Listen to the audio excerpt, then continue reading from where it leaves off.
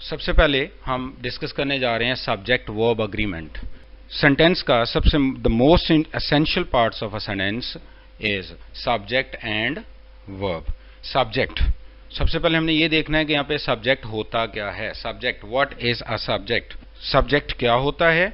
Subject होता है कि what it is about, a part of sentence that indicates what it is about. Number 2 के who and what performs actions. तो subject as a part of sentence that indicates what it is about, and number 2 who and what performs action. Then there are three types of subject. Number 1 is simple subject, number 2 compound subject, and third is complete subject. These are the three types of subject. Number 3, how to find a subject. Subject कैसे find out किया जाता है? Sometime ऐसा होता है कि sentence बहुत lengthy होता है, उसमें subject किसी एक जगह पे होता है जबकि verb दूसरी जगह पे point होता है, placed होता है। तो हमने सबसे पहले ये मेथड सीखना है कि एक सेंटेंस में से सब्जेक्ट को कैसे फाइंड आउट किया जाता है।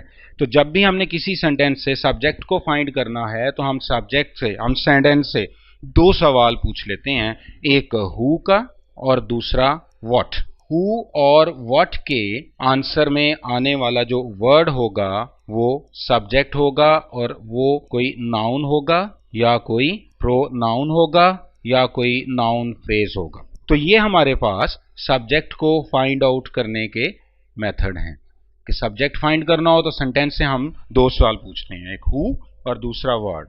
जैसे ही अली प्लेज हॉकी, तो हम क्वेश्चन पूछते हैं हु प्लेज हॉकी, तो आंसर आएगा अली जो कि एक नाउन है और वो इस सेंटेंस का सब्जेक्ट है। The poetry of Iqbal is thought provoking, और उसमें what is thought provoking? The poetry. तो पोएट्री जो है वो भी नाउन है। तो इस तरह से हम हु और व्हाट का क्वेश्चन करके हम सेंटेंस में से सब्जेक्ट को फाइंड आउट कर सकते हैं। देन हम चलते हैं सब्जेक्ट पे। जैसे हमने बात की कि सब्जेक्ट जो है वो दो तरह का होता है, सब्जेक्ट सिंगुलर भी हो सकता है, सब्जेक्ट प्लूरल भी हो सकता है। अगर सब्जेक्ट सिंगुलर है तो उसमें यूज जो नाउन होगा वो सिंगुलर होगा, जैसे कि बॉय, और अगर सब्जेक्ट प्लूरल है तो उसमें यूज होने वाला जो नाउन है वो भी प्लूरल यूज होगा। सेकेंड थिंग हमने अभी बात की कि सब्जेक्ट में दूसरा प्रोनाउन भी हो सकता है। अगर सब्जेक्ट प्रोनाउन है और वो सिंगुलर है तो फिर हमारे जो प्रोनाउन यूज होंगे वो सिंगुलर होंगे, जैसे ही, शी एंड इट। और अगर प्रोनाउन प्लूरल है तो उसमें यूज होने वाले जो प्रोनाउंस हैं वो भी प्लूरल होंगे। तो इस तरह से हमने सब्जेक्ट को दो कैटेगरीज में डिवाइड कर लिया। नेक्स्ट हमारे पास इसको हम देन नेक्स्ट इंपॉर्टेंट थिंग जो हमारे पास सेंटेंस में होती है वो होती है वर्ब। तो सेंटेंस, इसीलिए इसको हम सब्जेक्ट वर्ब अग्रीमेंट कहते हैं कि सब्जेक्ट को, अब वर्ब को अकॉर्डिंग टू सब्जेक्ट प्लेस किया जाता है। अब जिस तरह से हमने सब्जेक्ट को देखा इसी तरह से हम वर्ब को भी नोट करते हैं। जिस तरह से सब्जेक्ट सिंगुलर और प्लूरल था, वर्ब भी सिंगुलर और प्लूरल होता है। वर्ब को सिंगुलर बनाने का मेथड ये है, फर्स्ट फॉर्म ऑफ वर्ब के साथ हम एस और ई एस प्लेस कर देते हैं तो वो वर्ब सिंगुलर होता है। और अगर हम just first form of verb को ही यूज करें तो वो प्लूरल वर्ब कंसीडर किया जाता है। इसके अलावा सेकंड थिंग, जब कोई वर्ब फ्रेज आ जाता है तो फिर उसमें वर्ब की बजाय हम हेल्पिंग वर्ब को हम देखते हैं। तो जब वर्ब के साथ हेल्पिंग वर्ब भी हो आता है तो फिर हमने हेल्पिंग वर्ब को सिंगल और प्लूरल करना होता है, ना कि वर्ब को।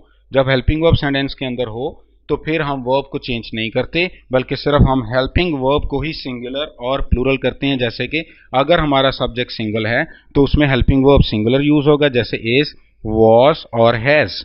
देन अगर प्लूरल है तो फिर हम हेल्पिंग वर्ब आर, वर और हैव को यूज करेंगे। तो यहां से हमने देखा कि सब्जेक्ट जो है वो सिंगुलर भी हो सकता है, प्लूरल भी हो सकता है, उसी तरह से वर्ब भी सिंगुलर भी हो सकता है और प्लूरल भी हो सकता है। और हमारा फर्स्ट रूल ये है कि सब्जेक्ट और वर्ब दोनों आपस में अग्री करने चाहिए।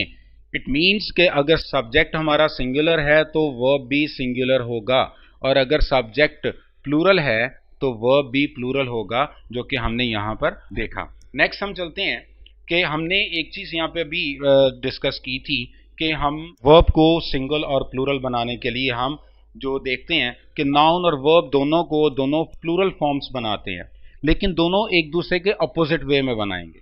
नाउन के एंड पे एस ऐड किया जाए या ई एस ऐड किया जाए एस ऐड किया जाए नाउन में तो वो प्लूरल फॉर्म रखता है, और अगर वर्ब जो के एंड पे एस लगा दिया जाए तो वो सिंगुलर फॉर्म बनाएगा। तो अगर हम यहाँ पे देखें कि ये चीताज प्लूरल है क्योंकि इसके एंड पे एस है, रन जो है ये वर्ब है तो इसके एंड पे अगर हम एस ऐड करेंगे तो ये सिंगुलर हो जाएगा, और अगर एस के बगैर हम बात करेंगे तो ये प्लूरल हो जाएगा। इसी तरह से आचीता जो है ये एक सिंगुलर है क्योंकि इसके साथ एस नहीं है, और एस के बगैर नाउन सिंगुलर होता है, और रन्स वर्ब है और वर्ब के एंड पे एस लगाया जाए तो वो सिंगुलर बन जाता है। तो हमारे पास यहाँ पे जो एस सिंगल एस कंसेप्ट है, यानी कि अगर हम ये देखें कि सब्जेक्ट में चूंकि नाउन होता है या प्रोनाउन होता है तो, और इसको हमने आगे वर्ब के साथ अग्री करना होता है। अगर हम एक टाइम में एस जो ऐड करेंगे वो एक टाइम में सिर्फ एक वर्ड के साथ कर सकते हैं, सिंगल एस कंसेप्ट। अगर नाउन के साथ एस हम प्लेस करते हैं तो हम वर्ब के साथ एस प्लेस नहीं कर सकते, और अगर हम वर्ब के साथ एस प्लेस करते हैं तो हम नाउन के साथ एस प्लेस नहीं कर सकते, क्योंकि नाउन एस लगा के प्लूरल हो जाएगा, वर्ब विदाउट एस प्लूरल होगा, और अगर नाउन विदाउट एस आ रहा है तो फिर वो सिंगुलर होगा, और वर्ब के साथ एस प्लेस किया जाए तो वो सिंगुलर कंसीडर किया जाता है।